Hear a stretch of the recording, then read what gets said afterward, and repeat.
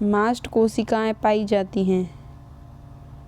मास्ट कोशिकाएं पाई जाती हैं, संयोजी ऊतक में पाई जाती हैं मास्ट कोशिकाएं। फेफड़ों को ढकने वाला आवरण क्या कहलाता है? फेफड़ों को ढकने वाला आवरण क्या कहलाता है? प्लूरा कहलाता है फेफड़ों को ढकने वाला आवरण। क्या कहलाता है? प्लूरा। नेक्स्ट क्वेश्चन है, दांत मुख्य रूप से बने होते हैं, किससे बने होते हैं दांत? डेंटाइन से बने होते हैं दांत। किससे बने होते हैं? दांत डेंटाइन से। और जो दांत का शिखर होता है वो किससे बना होता है? एनामेल से। मोस्ट इम्पोर्टेंट क्वेश्चन है आपके एग्जाम के लिए, जो यदि पूछ लिया जाए दांत किससे बने होते हैं? डेंटाइन से, और दांत का शिखर बना होता है एनामेल से।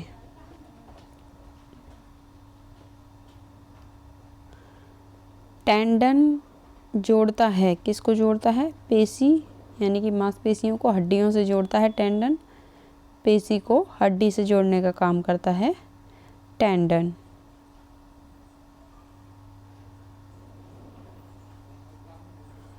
कोशिका में पाया जाने वाला आनुवांशिक पदार्थ कौन सा है? कोशिका में पाया जाने वाला आनुवांशिक पदार्थ क्या है? डीएनए। कौन सा पदार्थ है? डीएनए।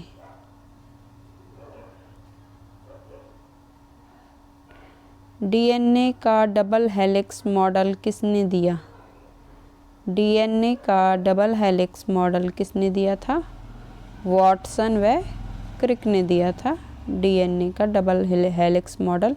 मोस्ट इम्पोर्टेंट क्वेश्चन है आपके एग्ज़ाम के लिए, कई बार रिपीट किया जा चुका है ये क्वेश्चन, तो ये याद रखना है आपको। डीएनए का डबल हेलिक्स मॉडल दिया वाटसन व क्रिक ने, 2 साइंटिस्ट थे ये। माता पिता के गुण संतानों में स्थानांतरित होते हैं, किस कारण स्थानांतरित होते हैं माता पिता के गुण संतानों में? गुणसूत्रों के द्वारा। किसके द्वारा? गुणसूत्रों द्वारा।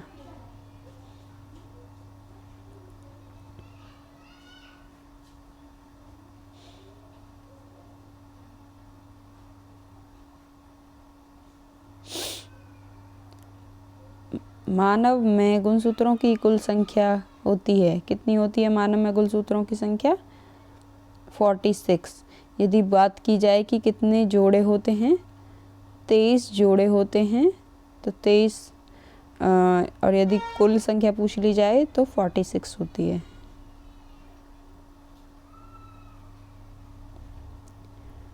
जैव विकास को सर्वप्रथम किसने समझाया?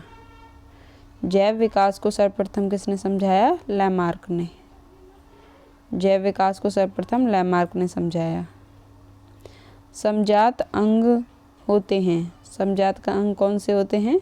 जो रचना में समान हो, जिनकी जो मतलब शारीरिक रूप से एक जैसे होते हैं, यानी कि जिनकी बनावट एक जैसी होती है, वो समजात अंग होते हैं।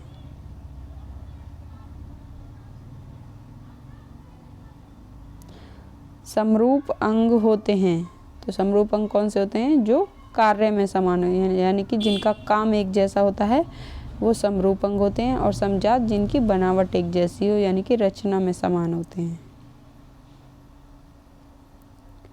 विकास की प्रक्रिया में मनुष्य का निकटतम प्राणी कौन है? विकास की प्रक्रिया में मनुष्य का निकटतम प्राणी कौन है? बंदर। कौन है? बंदर।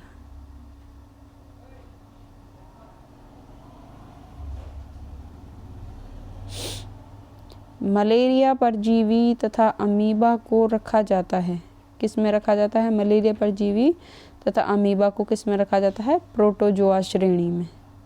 किस में रखा जाता है? प्रोटोजोआ श्रेणी में।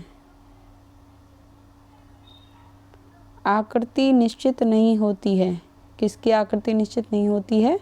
अमीबा की।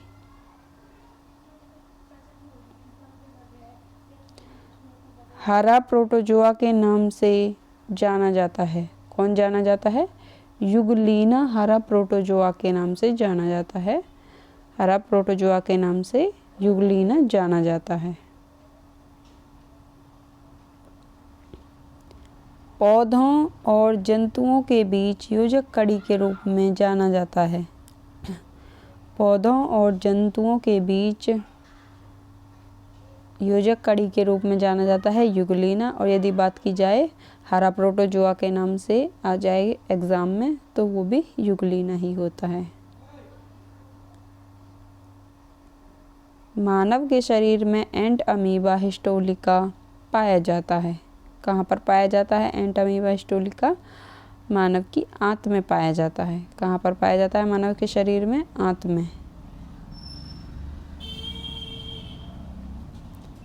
पेचिस के लिए उत्तरदायी प्रोटोजोआ कौन सा है?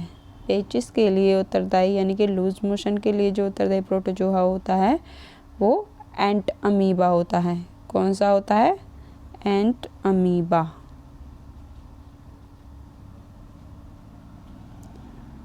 कौन सा प्रोटोजोआ मलेरिया बुखार पैदा करता है? कौन सा प्रोटोजोआ मलेरिया बुखार पैदा करता है? तो कौन सा है?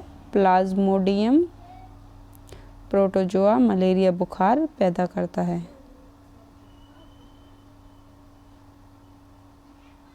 नेक्स्ट क्वेश्चन है, किस में रक्त नहीं होता किंतु श्वसन होता है? किस में रक्त नहीं होता किंतु वो सांस लेता है?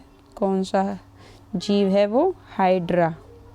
हाइड्रा में रक्त नहीं होता किंतु वो उसमें सांस लेने की क्षमता होती है।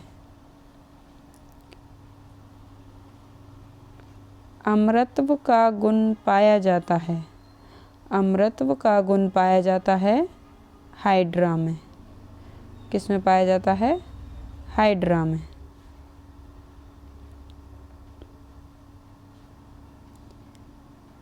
केंचुए में आँखें होती हैं। कितनी आँखें होती हैं केंचुए में? एक भी नहीं। तो केंचुए में एक भी आँख नहीं होती। कीटों में कितनी जोड़ी टांगें होती हैं? कीटों में कितनी जोड़ी टांगें होती हैं? 3 जोड़ी। कितनी जोड़ी टांगें होती हैं? 3 जोड़ी। निद्रा रोग फैलाती है। निद्रा रोग को कौन फैलाता है? सीसी मक्खी के द्वारा निद्रा रोग फैलाया जाता है। किसके द्वारा फैलाया जाता है? सीसी मक्खी के द्वारा निद्रा रोग फैलाया जाता है।